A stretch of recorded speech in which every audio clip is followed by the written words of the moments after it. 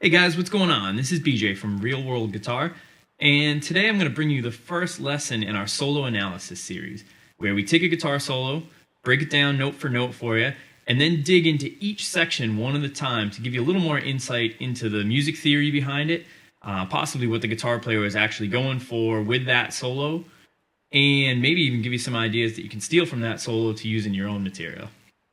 Now, even though it's going to be a little bit of a tough one, I wanted to start with one of my own favorite guitar players, Marty Friedman, especially from his Megadeth days. So we're going to look at the Lucretia solo from Megadeth's Rust in Peace album.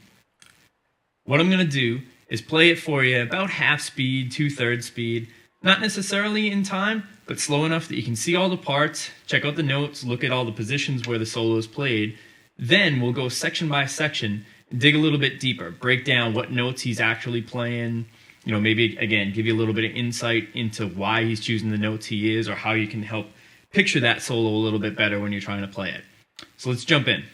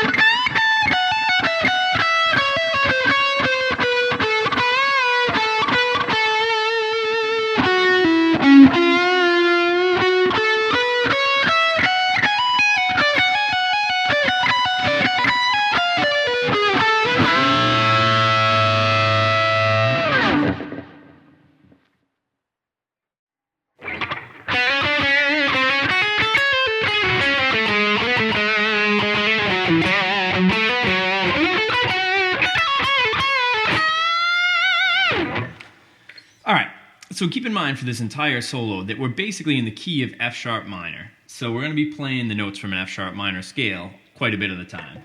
So you've got F sharp, G sharp, A, B, C sharp, D, E, and then we're back to F sharp.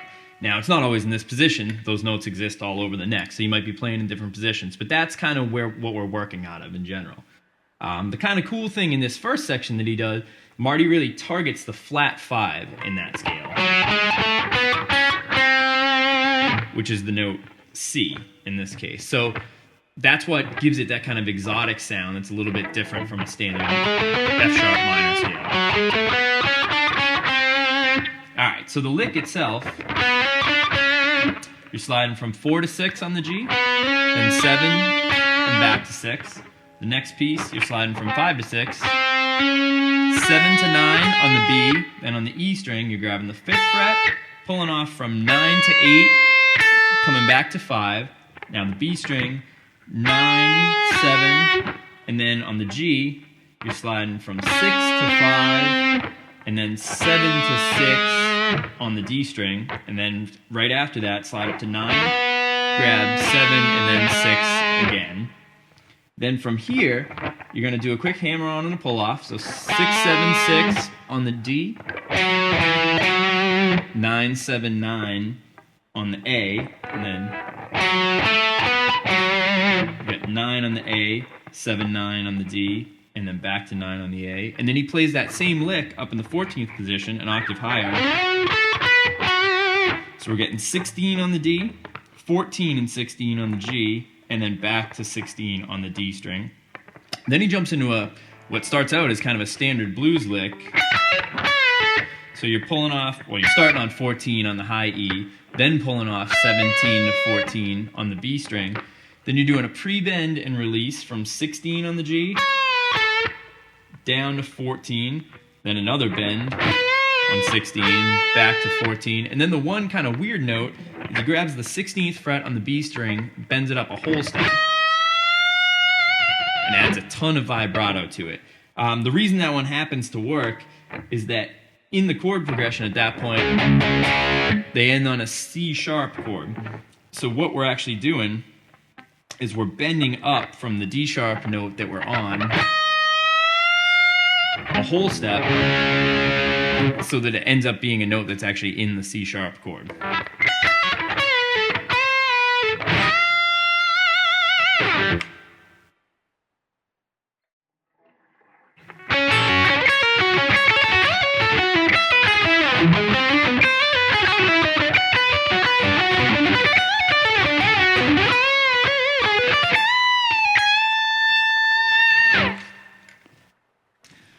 So section 2 is what I kind of refer to as the crazy arpeggio section, because he does a lot of mini arpeggios, 3, 4 note patterns on the E and the B string, sometimes going down to the G, then gets into some crazy sweeping stuff up around the 14th fret towards the end of it.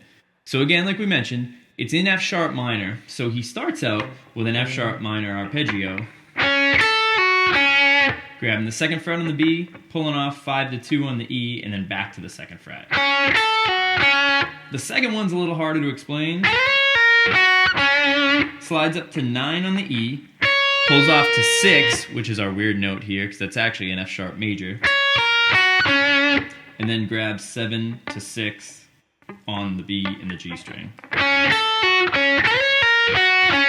Truthfully, the only way you can kind of explain that one is that he plays it kind of quickly and, with enough conviction that it just sounds cool on the way by. But to some degree, technically, that note shouldn't work, but he makes it sound cool.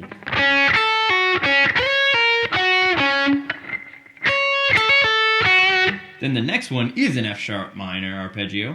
So he gets 9 and 5 on the E, plays 9, quick hammer on pull off from 5 to 9 and back, then 7 on the B string, and then jumps up to another position and plays 14 with a pull off to 9 on the high E, 10 on the B, and 11 on the G, which is still F sharp minor. And then the last note he hits is the 9th fret on the G, which is kind of where he starts an E major arpeggio, and it makes sense because the backing track goes from F sharp to an E.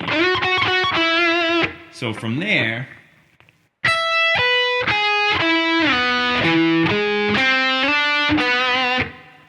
after you grab 9 on the G, this is E major now. You're pulling off from 12 to 7 on the high E, get 9 on the B, 9 on the G, and I slide down to the 4th fret.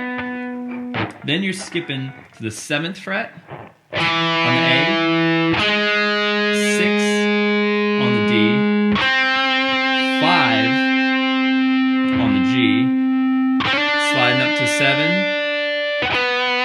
and then 9 on the D string. Quick string skip to the high E, sliding 8 to 10, pulling off to 7, then 9 on the B and a quick hammer on pull off, and then 9, 8, 7 on the G.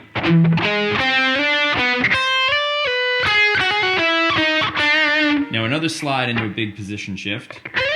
We're sliding up to 14 on the high E, and at this point, we're actually going to outline a B minor sort of arpeggio. So 14 on the high E, 12 on the B, 10 on the E, 11 on the G, 12 on the B, 12 on the D, 11 on the G, and then we're ending on a B down on the 14th fret of the A string. Now from here, he does kind of one big sweep arpeggio. And it's almost perfect triplets. 1, 2, 3, 1, 2, 3, 1, 2, 3, 1, 2, 3. Except if you slow it down, he hangs on the first note a little bit longer and then speeds up the middle. So you can play it as triplets, or you can try to drag out the first note a little bit. And then from here, we're basically ascending with the same notes. 14, 12, 11, 12, 10, 14. Sliding up to the 17th fret. And here we're going to outline like a D major arpeggio, which is very similar. 17 to 14, 15 on the B string, 14 on the G, slide back down to 11, and then you're ending on 12 on the D. From here, I think he may actually do a crazy wide bend, but I try to slide up to 14 and back to give it that same kind of, almost like a wide vibrato, or 11 even. And then another little mini sweep here, 14, 12, 11. And there's two places you can play the next note. Marty actually plays it on the 12th fret of the B string. I find it easier to jump up to 16 on the G. And then you're basically doing a whole step bend, bringing it down a half, and then back up to the whole step. And then you're kind of outlining a diminished arpeggio. 13 to 16 on the G, 15 on the B, 13 on the high E, and then you're actually jumping to 17 with a whole step bend, bringing it down, going to 16, and then bending that up a half step. Sorry.